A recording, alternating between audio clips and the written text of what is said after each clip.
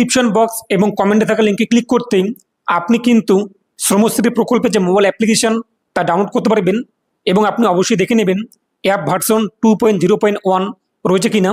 তারপর যে কন্টিনিউ এখানে ক্লিক করবেন। এখন প্রশ্ন, আপনি যদি লোকেশন অন না করেন তাহলে আপনাদের কিন্তু অ্যাপ্লিকেশনটি এখানে ওপেন হবে না। আমি আপনাকে দেখিয়ে দিচ্ছি, দেখতেই পাচ্ছেন আমরা যখনই কন্টিনিউ ক্লিক করছি এরকম লেখা কিন্তু শো হচ্ছে, অর্থাৎ আমাদের কিন্তু লোকেশন অন করতে হবে। তো লোকেশন অন করার পর আপনি কিন্তু এরকম পেজে আসতে পারবেন। যদি আপনি এখনো পর্যন্ত পরিযায়ী শ্রমিক কিংবা যে কর্মসাথী পোর্টাল রয়েছে সেখানে আবেদন না করে থাকেন, তো প্রথমত আপনি রেজিস্ট্রেশন করতে হবে। তো আপনি কিন্তু এই যে মোবাইল অ্যাপ্লিকেশন এখানে কিন্তু পরিযায়ী শ্রমিকের যে ফর্ম ফিল আপ কিংবা কর্মসাথী পোর্টালের যে অনলাইন অ্যাপ্লাই তা কিন্তু করতে পারবেন। তার জন্য নিচে দেখতেই পাচ্ছেন রেজিস্টার, এই রেজিস্টারে আপনি ক্লিক করবেন। তারপর আপনি আপনার মোবাইল নাম্বার বসিয়ে দেবেন। তারপর জেনারেট ওটিপি এখানে ক্লিক করবেন, ওটিপি চলে আসবে তা বসিয়ে দেবেন। তারপর ভ্যালিডেট ওটিপি এখানে ক্লিক করবেন। পরবর্তী পেজটি চলে আসবে, আপনি আপনার নাম বসিয়ে দেবেন, তারপর আধার কার্ড নাম্বার বসিয়ে দেবেন, এরপর ফাদার নেম অথবা হাজব্যান্ড নেম আধার কার্ডে যা রয়েছে তা বসিয়ে দেবেন। তারপর আপনি সাইন ইন করে নেবেন। তো সাইন ইন করতে আমাদের কিন্তু রেজিস্ট্রেশন কমপ্লিট। এরপর এই পেজটি চলে আসবে, এখানে আপনি আপনার রেজিস্টার মোবাইল নাম্বারটি বসিয়ে দেবেন, জেনারেট ওটিপি এখানে ক্লিক করবেন, আপনার মোবাইল ওটিপি আসবে তা বসিয়ে দেবেন। তারপর ভ্যালিডেট ওটিপি এখানে ক্লিক করবেন। দেখতেই পাচ্ছেন পার্সোনাল ডিটেলস। প্রথমত আপনি আপনার নাম দেখতে পারবেন, যদি আপনার নাম ভুল হয়ে যায় এখান থেকে আপনি কারেকশন করে নেবেন। তারপর আপনি আপনার রেজিস্টার মোবাইল নাম্বার দেখতে পারবেন। তারপর হচ্ছে কিন্তু আপৎকালীন মোবাইল নাম্বার, তো এখানে আপনি আপনার একের অধিক মোবাইল নাম্বার বসিয়ে দেবেন অথবা বাড়ির কারোর মোবাইল নাম্বার বসিয়ে দেবেন। তারপর আপনি ফাদার অথবা হাজব্যান্ড যেটি সিলেক্ট করেছেন সেই নামটি চলে আসবে। যদি মনে হয় ভুল হয়েছে তো আপনি এখান থেকে কিন্তু কারেকশন করতে পারবেন। তারপর জেন্ডার সিলেক্ট করবেন। এরপর আপনার ধর্ম কী রয়েছে এখান থেকে আপনি আপনার ধর্ম সিলেক্ট করে নেবেন। তারপর ক্যাটাগরি কী রয়েছে আপনার জেনারেল নাকি এসসি নাকি এসটি নাকি ওবিসি নাকি এবি যা হয়ে থাকে তা সিলেক্ট করবেন। ডেট অফ বার্থ কত হচ্ছে ক্যালেন্ডার ক্লিক করবেন। তারপর এখান থেকে আপনি আপনার দিন মাস ইয়ার যা হয়ে থাকেন তা বসিয়ে দেবেন আধার কার্ড দেখে দেখে। তারপর এখানে আপনি আপনার আধার কার্ড নাম্বার বসিয়ে দেবেন। তো আপনার কোন ক্যাটাগরি রেশন কার্ড রয়েছে এখান থেকে টাইপ সিলেক্ট করবেন, অন্তর্দয় অন্ন যোজনা নাকি এসপিডাব্লিউএস নাকি পিডাব্লিউএস নাকি আর কিছু 1-2 তা সিলেক্ট করবেন। রেশন কার্ড নাম্বার এখানে বসিয়ে দেবেন। তারপর ভোটার কার্ড নাম্বার বসিয়ে দেবেন। এরপর সেভ আর নেক্সটে ক্লিক করবেন। অবশ্যই কিন্তু আবেদনকারীর ভোটার কার্ড থাকতেই হবে, বাধ্যতামূলক। দেখতে পাবেন স্টার মার্ক রয়েছে, যদি ভোটার কার্ড না থাকে তাহলে কিন্তু আবেদন করতে পারবেন না। বলা হয়েছে স্থায়ী ঠিকানা, তো এখান থেকে আপনি আপনার ডিস্ট্রিক্ট সিলেক্ট করবেন, কোন ডিস্ট্রিক্টে আপনি বসবাস করেন তা সিলেক্ট করবেন। তারপর আপনি সাব ডিভিশন কী রয়েছে এখান থেকে আপনি আপনার সাব ডিভিশন সিলেক্ট করবেন। তারপরে আপনি ব্লক এরিয়া নাকি পৌরসভা নাকি কর্পোরেশন কোন জায়গায় বসবাস করেন তা সিলেক্ট করবেন আপনি আপনার অ্যাকর্ডিং। তারপর এখান থেকে ব্লক অথবা পৌরসভা যা হয়ে থাকেন, এরপর আপনাদের গ্রাম পঞ্চায়েত কী রয়েছে অথবা ওয়ার্ড কী রয়েছে তা উল্লেখ করে দেবেন। তারপর আপনার থানা কী রয়েছে তা বসিয়ে দেবেন, নিজে পিনকোড আপনার বসিয়ে দেবেন। তারপর দেখতেই পাচ্ছেন স্থায়ী ঠিকানা, তো এখানে আপনি আপনার সম্পূর্ণ ঠিকানা উল্লেখ করে দেবেন, ভিলেজ, পোস্ট, তারপরে police station, district, pincode, ward এবং পৌরসভা নেম যা রয়েছে আপনার ঠিকানা, সম্পূর্ণ ঠিকানা বসিয়ে দেবেন। তারপর সেভ আর নেক্সটে ক্লিক করবেন। বলা হচ্ছে কর্মস্থলের বিবরণ, তো আপনি কোন জায়গায় কাজ করতে গিয়েছেন এবং সেখান থেকে ফিরে এসেছেন কিংবা ফিরে আসতে চাচ্ছেন, তো এখান থেকে কিন্তু আপনার কাজের বিবরণ সিলেক্ট করতে হবে। প্রথমত বলা হয়েছে পশ্চিমবঙ্গের বাইরে কিন্তু দেশের অভ্যন্তরে কর্মরত আবেদনকারীদের জন্য আপনি ওয়েস্ট বেঙ্গলের বাইরে কিন্তু ভারতের মধ্যে অন্য স্টেটে কাজে রয়েছেন কিংবা সেখান থেকে ফিরে এসেছেন তাহলে আপনাদের জন্য এই অপশানটি। আর যারা ভারতের বাইরে অন্য কোনো দেশে কাজে গিয়েছে এবং সেখান থেকে ফিরে আসতে চাচ্ছে কিংবা ফিরে এসেছে তাদের জন্য এই দ্বিতীয় অপশানটি। তাদের ক্ষেত্রে কিন্তু এখানে দেশের নাম উল্লেখ করতে হবে, তারপর ওয়ার্ক প্লেস যে রয়েছে কাজের ঠিকানা তা উল্লেখ করতে হবে, এরপর ভ্যালিড কিন্তু পাসপোর্ট নাম্বার উল্লেখ করতে হবে। আমরা যেহেতু দেশের মধ্যেই রয়েছে ভারতের মধ্যেই কিন্তু অন্য স্টেটে, তার জন্য আমরা এই অপশনটি সিলেক্ট করব। তো প্রথমে দেশের নাম ইন্ডিয়া আমাদের চলে আসবে, তারপর আপনি কোন স্টেটে কাজে গিয়েছেন এবং কাজ থেকে ফিরে আসতে চাচ্ছেন তো সেই রাজ্যের নাম উল্লেখ করে দেবেন। তারপর সেখানকার থানার নাম উল্লেখ করে দেবেন, তো আপনি যেখানে কাজে গিয়েছিলেন কিংবা কাজ করছেন এবং সেখান থেকে ফিরে আসবেন তার লোকাল কোন থানা রয়েছে সেই থানার নাম আপনি এখানে বসিয়ে দেবেন। তারপর সেভ আর নেক্সটে আপনি ক্লিক করবেন। তো এখানে আপনি দেখতেই পাচ্ছেন যে কাজের ধরন, তো আপনি বাইরে কোন কাজ করেছেন সেই কাজের টাইপ সিলেক্ট করবেন। এখানে কিন্তু বিভিন্ন অপশান রয়েছে, agriculture, carpenter, construction, domestic, electrician, garments, health care, hospitality, তারপর জুয়েলারি, ম্যানুফ্যাকচারিং, তারপর মাসুন, প্লাম্বার ইত্যাদি দেখতেই পাচ্ছেন। যদি আপনি বাইরে রাজমিস্ত্রির কাজ করে থাকেন এই যে মাসুন এটি আপনি সিলেক্ট করবেন। তো আপনি আপনার অ্যাকর্ডিং যদি লিস্টের মধ্যে না থাকেন তো আদার্স এটি আপনি উল্লেখ করেন কোন কাজ করেছেন তা এখানে আপনি লিখে দেবেন। তারপর বলা হয়েছে আপনি কবে অন্য রাজ্যে বাইরের রাজ্যে কাজে গিয়েছিলেন, কাজে নিযুক্ত হয়েছেন, এখানে ডেটটি উল্লেখ করে দেবেন, কত সালে, এরপর কোন মাসে, এগুলো আপনি এখানে বসিয়ে দেবেন। এবং আপনাদেরকে কত টাকা করে মজুরি দেওয়া হয়েছিল আনুমানিক দৈনিক মজুরি আপনি এখানে বসিয়ে দেবেন। যদি আপনার মাসিক সেখানে টাকা দেওয়া হয় তো 30 দিয়ে ভাগ করবেন তাহলে যত আসবে এখানে আপনি আনুমানিক বসিয়ে দেবেন। তারপর দেখতেই পাচ্ছেন বলা হয়েছে আপনাদেরকে কে বাইরে নিয়ে গিয়েছে, তো এখানে টাইপ সিলেক্ট করবেন। যদি আপনি একাই বাইরে গিয়েছেন কাজে তাহলে সেলফ উল্লেখ করবেন, এবং এই যে নিয়োগকারীর নাম, নিয়োগকারীর ফোন নাম্বার, নিয়োগকারীর ঠিকানা এগুলো কিন্তু উল্লেখ করতে হবে না। আর আপনাদের যদি কোনো এজেন্ট নিয়ে যায় তো এজেন্ট সিলেক্ট করবেন, এরপর সেই ব্যক্তির নাম বসিয়ে দেবেন যে ব্যক্তি আপনাদের বাইরে কাজে নিয়ে গিয়েছে, তার পাশাপাশি সেই ব্যক্তির মোবাইল নাম্বার বসিয়ে দেবেন, এরপর সেই ব্যক্তির অ্যাড্রেসও বসিয়ে দেবেন, সেই ব্যক্তি কোথায় বসবাস করেন, তারপর নিয়োগকারীর নাম, ঠিকানা ইত্যাদি এগুলো বসাতে কিন্তু হবে না। তো আপনি এবার অ্যাকর্ডিং যা হয়ে দেখেন এখান থেকে সিলেক্ট করবেন। যদি আপনার আদার্স অন্য কোনো ব্যক্তি নিয়ে যায় তাহলে সেই ব্যক্তির নাম বসিয়ে দেবেন, তার মোবাইল নাম্বার বসিয়ে দেবেন, তার ঠিকানা উল্লেখ করে দেবেন তিনি কোথায় বসবাস করেন, তারপর আপনি সেভ অ্যান্ড নেক্সটে ক্লিক করবেন। যেখানে আপনি দেখতেই পাচ্ছেন প্রিভিউ, আপনি যা যা ফিল আপ করেছেন তা এখানে শো হয়েছে। আপনি এবার মিলিয়ে নেবেন ঠিকঠাক রয়েছে কিনা। যদি মনে হয় সব কিছু ঠিকঠাক রয়েছে, নিচে আপনাদের কিন্তু ফটো ইত্যাদি বিষয়গুলো আপলোড থাকবে না, যেহেতু আমরা আপলোড করিনি। তারপর দেখতেই পাচ্ছেন সেভ অ্যান্ড নেক্সট, তো সেভ অ্যান্ড নেক্সটে ক্লিক করবেন। পরবর্তী পেজে ব্যাংকের তথ্য উল্লেখ করতে হবে, কোন ব্যাংক অ্যাকাউন্টে আপনি টাকা পেতে চান সেই ব্যাংক অ্যাকাউন্টের তথ্য উল্লেখ করে দেবেন। তো প্রথমত আপনি এখান থেকে ব্যাংকের নাম উল্লেখ করে নেবেন। তো এখানে আপনি দেখতেই পাচ্ছেন প্রায় সমস্ত ব্যাংকের নাম কিন্তু রয়েছে। তো আপনাদের যে ব্যাংকে অ্যাকাউন্ট রয়েছে সেই ব্যাংকের নাম আপনি এখানে সিলেক্ট করবেন।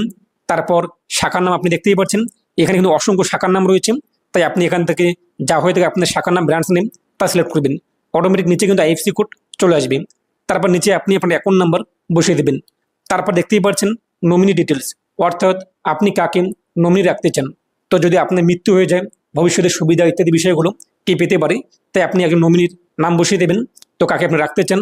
তারপর সেই নমিনি আপনাদের সম্পর্কে কী হয়ে থাকে, বাবা নাকি মা নাকি গার্জিয়ান নাকি ব্রাদার নাকি সিস্টার নাকি গ্র্যান্ডফাদার ইত্যাদি, যাকে অথবা স্পাউস স্বামী বা স্ত্রী হলে স্পাউস সিলেক্ট করবেন।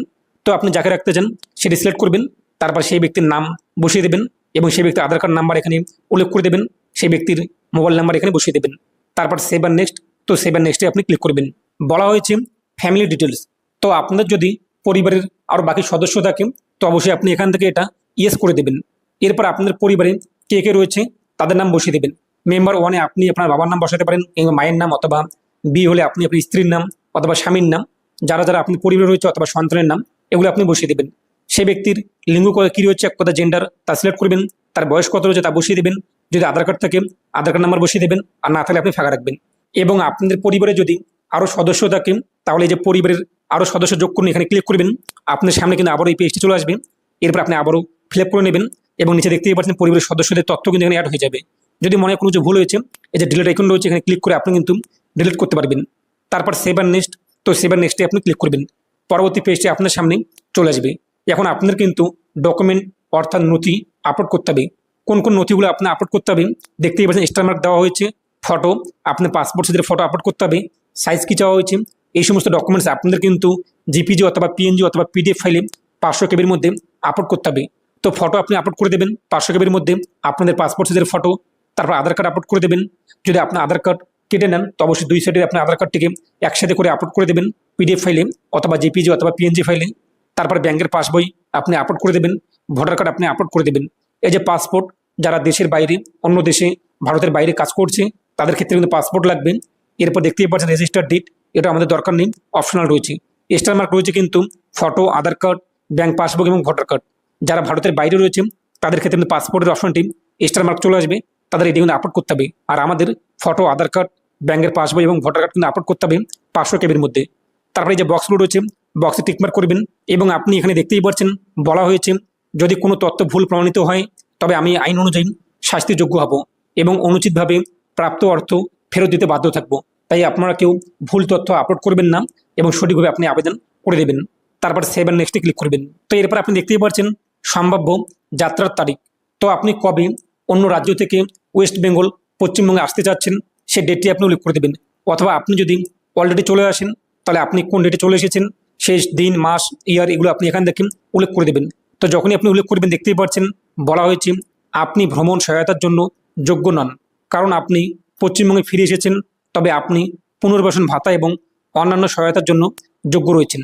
তো এখন প্রশ্ন, আপনি যদি অলরেডি রাজ্যে চলে আসেন ওয়েস্ট বেঙ্গলে তাহলে আপনি কিন্তু যে ভ্রমণ ভাতা 5,000 টাকা আসার সঙ্গে সঙ্গে দেওয়া হবে সেটি কিন্তু পাবেন না, তবে যে মাসিক 5,000 টাকা করে দেওয়া হবে পুনর্বাসন ভাতা সেটি আপনি কিন্তু পেয়ে যাবেন।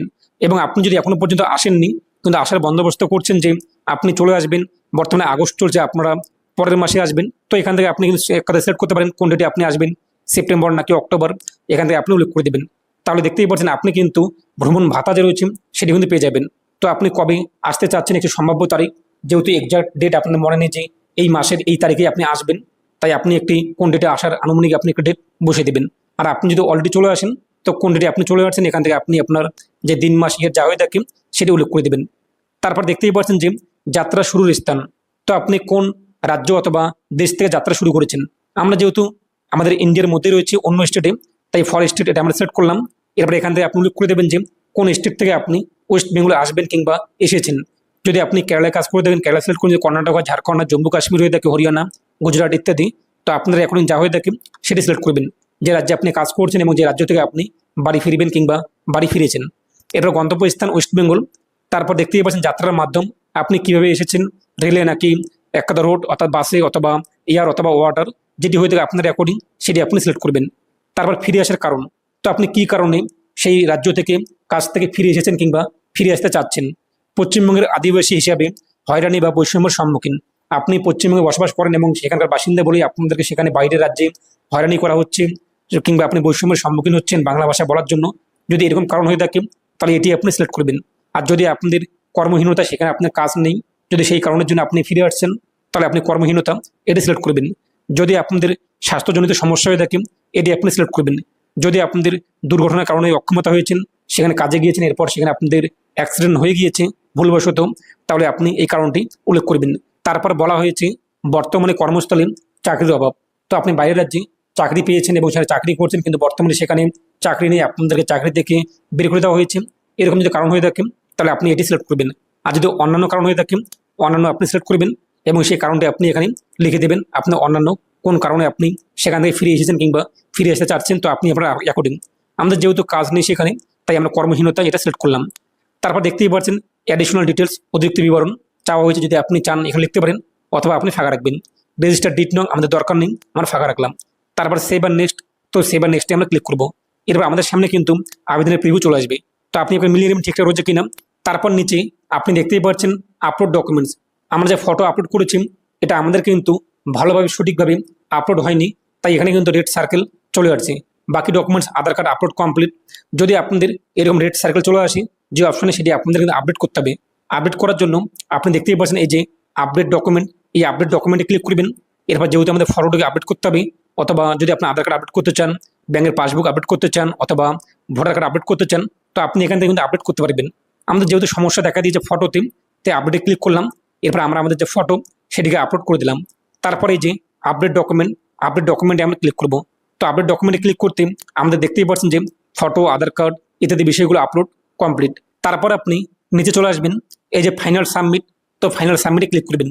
তো ফাইনাল সাবমিটে ক্লিক করতে আপনার আবেদন কিন্তু হয়ে যাবে।